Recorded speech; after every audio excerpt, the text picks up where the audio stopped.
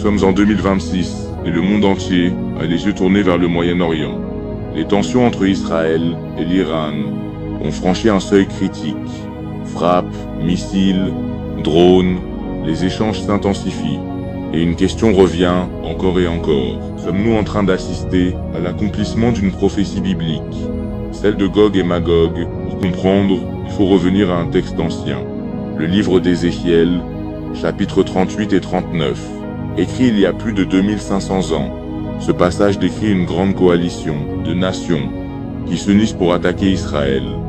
Et parmi ces nations, un nom apparaît clairement, la Perse.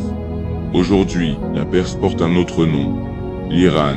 C'est pourquoi beaucoup font le lien entre cette prophétie et les événements actuels. Mais un autre personnage intrigue, Gog, un chef mystérieux, originaire du Nord, dont l'identité reste débattue.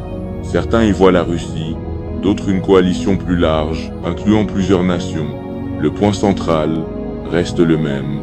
Une alliance se forme contre Israël, mais selon le texte, cette guerre ne se termine pas comme les autres, car Dieu lui-même intervient. Tremblement de terre, feu, confusion dans les armées et une défaite totale de cette coalition. Alors aujourd'hui, pourquoi ce sujet revient-il autant? Parce que certaines alliances modernes semblent correspondre. Iran, Russie, groupes armés au Moyen-Orient. Pour certains croyants, ce n'est pas une coïncidence. Mais attention, toutes les interprétations ne vont pas dans ce sens. Certains voient dans Gog et Magog un symbole, une représentation du mal qui traverse les époques. D'autres pensent que ces prophéties ne sont pas encore accomplies, ou qu'elles ne doivent pas être prises au sens littéral. Alors, que retenir? D'abord, que ces textes existent et interrogent depuis des siècles. Ensuite, que le contexte actuel peut rappeler certains éléments, mais sans certitude absolue.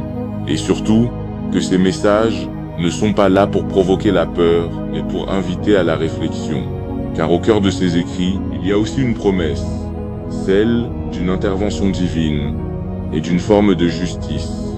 Aujourd'hui, entre tensions réelles et interprétations spirituelles, une chose reste essentielle, garder du recul, observer, comprendre sans céder à la panique, car l'histoire continue de s'écrire.